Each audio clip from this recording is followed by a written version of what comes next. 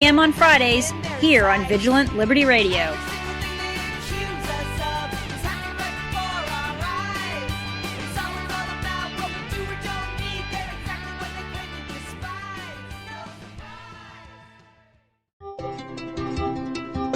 At Independent Journal Review, we publish news that is objective, fair, and entertaining. As one of the top websites in the United States, it's our duty to bring the absolute best to our readers. Readers like you. IJReview.com, your number one source for news and entertainment.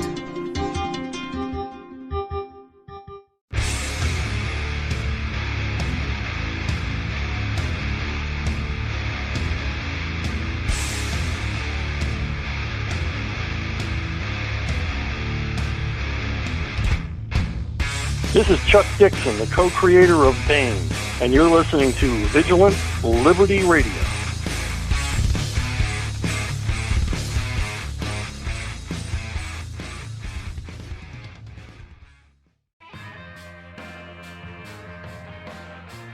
Hi, I'm Dustin Hoyt with America Our Way, and you can hear me right here on Vigilant Liberty Radio at 10/9 Central on Thursday nights. We bring you the best in political commentary from the right-wing, conservative, libertarian perspectives coming together and bringing the best content on the internet. Be sure to tune in every week for your favorite shows. Follow us on Facebook and Twitter.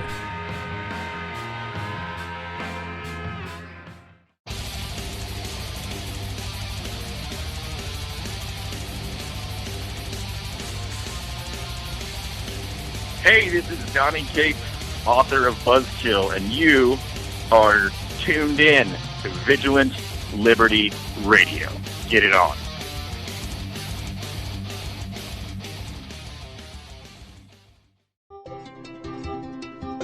At Independent Journal Review, we publish news that is objective, fair, and entertaining. As one of the top websites in the United States, it's our duty to bring the absolute best to our readers. Readers like you. IJReview.com, your number one source for news and entertainment.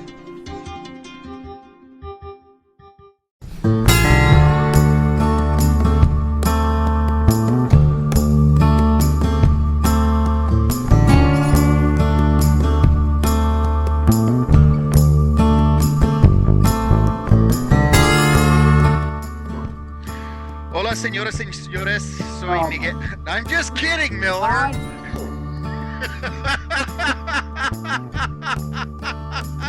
I'm just kidding. Welcome back to the Right Mic. Soy Miguel with my friend Mike Miller.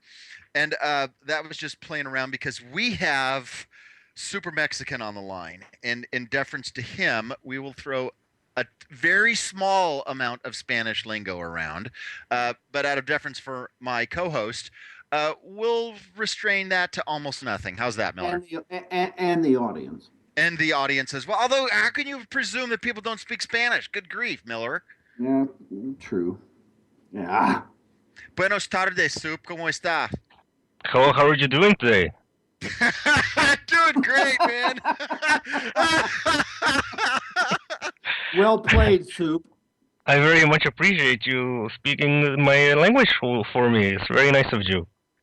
No, that's I don't know if you guys ever heard me on radio, but that's what I do all the time. Like, I'll talk to the producer in regular English, and then when I actually get on the show, I'll do that. And usually the radio host doesn't know what to do. They're just like, "Holy crap, he actually talks like that."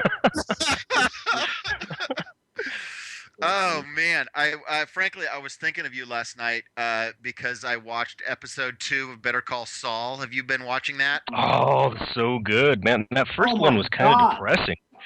It was, you know what, I kind of didn't like the first one, like 3/4 of the way through. I was like, this is just wallowing in misery, and I kind of got, I didn't like it. But then the end just got so dramatic. That's a great series. I'm loving it already. Oh, I'm so excited about it. But I was just, I have loved Raymond Cruz forever. I think it was in the first time I ever, or at least the first time I recall seeing him, was in Clear and Present Danger. Oh, okay. Uh-huh. And I've just always loved that guy. And at the end of the first episode, man, when Saul goes into the house and you see the gun and then you see Tuco put his Cool, head out. yeah. I was like, oh, this is gonna be awesome. Oh. Oh, and then well, the second part too, when he's trying to ignore the guys and he's paying attention to his grandmother, and you just know something bad is going to happen because he's so nice and so sweet to his mom. Wow, like there's so much tension there. It's just amazing. I mean, it's just a great show. But It's yeah. so good. He's like, Abuelita. Okay, just I come gotta on, say, Go I ahead. love the moment was the biznatch. Like you knew at that yeah. point, that was it. when the goofball twin says your biznatch, you could just see him, his Yeah, head right. just ever so slightly cocked, and it was like, okay, you're toast. Yeah. Great You know, show. I guess far be it from me to suggest that we move on to we move out of Siskel and Ebert. Housem, well, not Housem, Soup, because you're here not that much, and we love it when you're here. What is on your mind in terms of driving you nuts right now, as stuff drives Housem and I nuts, with the goings on in the world or the country?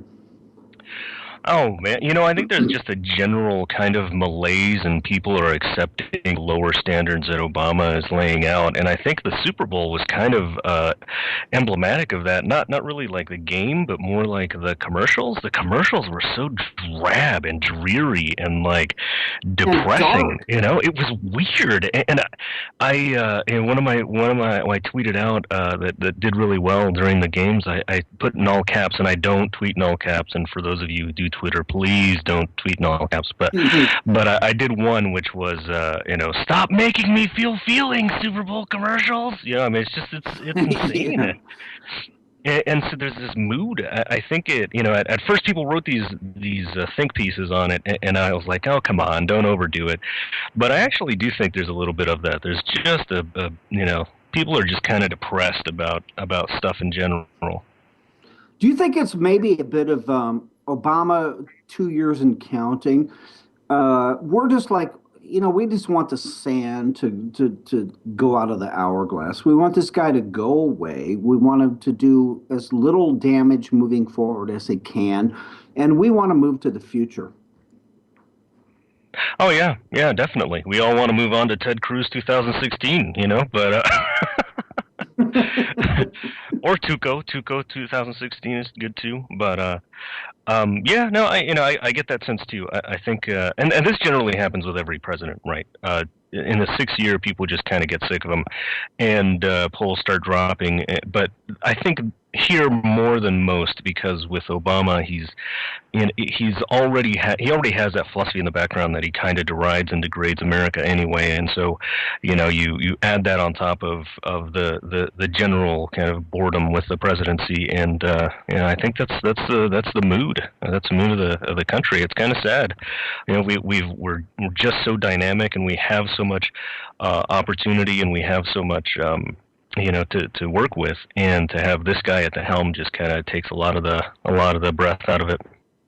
I think you're right. And, and as you say correctly, I mean, there is that 6 year, like, we're tired of this guy. Let's move on to the next guy. But I think on top of that, there's this thing with Obama with a lot of people. I mean, you look at polls, set aside Democrats, Republicans, will lie if he thinks he should, does not have the best interest in the United States involved. I mean, you go down the list. I think there is this kind of general thing about this guy is not good for this country. Multiple reasons, economically, foreign affairs, whatever have you, that we just want to run out the clock and hope he doesn't do any more damage. I think that's different, more pronounced based on those issues than just like we're over George Bush, we're over Clinton, we're over Ronald Reagan. This is like different, isn't it? I think so. And it also kind of feels like what historians talked about, where America was with Carter before Reagan popped up and began that renewal of America. And I'm really hoping that we have that kind of figure that can, be a good conservative leader on the right and help us, reach the heights at new heights, because that's what Reagan did. And I think there's definitely that opportunity here. There's just so much, there's so much in America that isn't being utilized because we don't have proper leadership.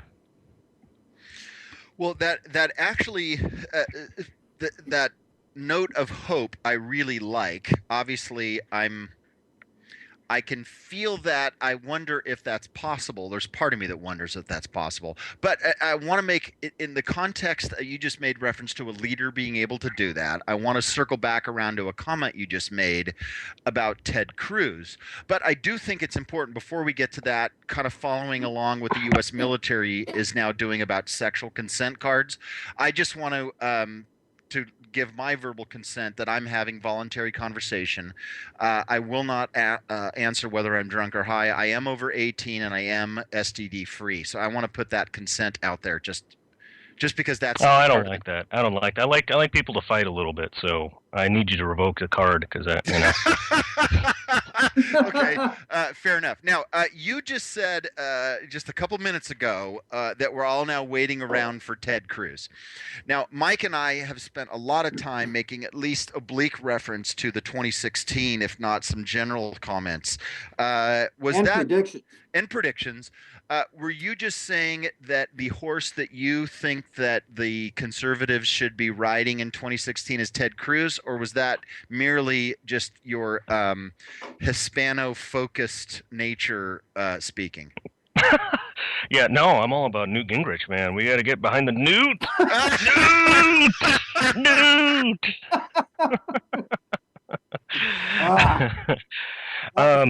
No, I'll tell you what.